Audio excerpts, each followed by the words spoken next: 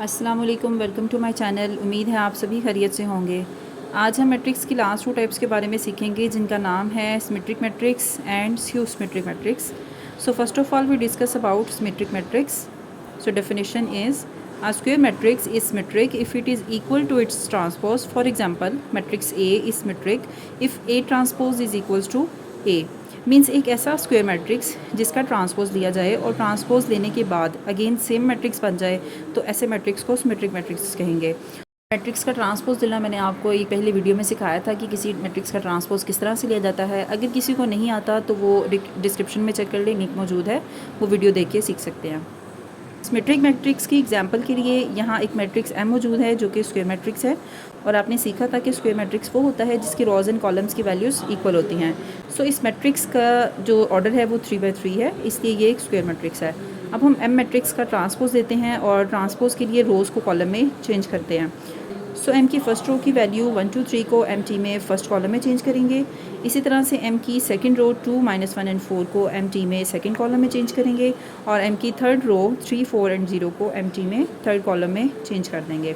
सो transpose लेने के बाद हमने देखा कि M मैट्रिक्स में वैल्यूज़ की जो पोजीशन थी MT मैट्रिक्स में भी वैल्यूज़ की वही पोजीशन सेम रिपीट हुई है। इस वजह से M मैट्रिक्स सिमेट्रिक मैट्रिक्स होगा।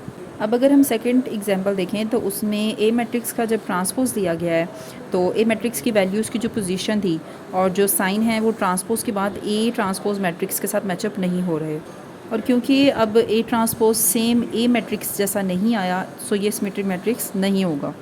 Next we learn about skew symmetric matrix. The definition is a square matrix A is said to be skew symmetric if A transpose is equals to -A। Means एक ऐसा square matrix जिसका transpose लेने के बाद same matrix ना आए बल्कि उसको सेम करने के लिए नेगेटिव से मल्टीप्लाई करवाया जाए या उस मैट्रिक्स से नेगेटिव कॉमन लिया जाए और फिर वो मैट्रिक्स अपने एक्चुअल मैट्रिक्स जैसा बने तो ऐसे मैट्रिक्स को स्क्यू सिमेट्रिक मैट्रिक्स कहेंगे।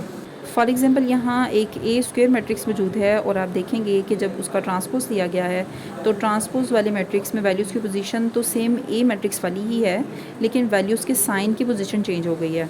अब अगर सिंपली हम A ट्रांसपोज से नेगेटिव कॉमन लेते हैं तो जो वैल्यूज़ नेगेटिव हैं वो पॉजिटिव हो जाएंगी और जो पॉजिटिव हैं वो नेगेटिव हो जाएंगी। सो इस तरह से हमारे पास A मैट्रिक्स का आंसर ट्रांसपोज लेने के बाद नेगेटिव A में आएगा, इसलिए ये स्क्यू सिमेट्रिक मैट्रिक्स कहलाएगा। Thanks for watching. Kindly like, subscribe and press the bell icon for new updates. Allah Hafiz.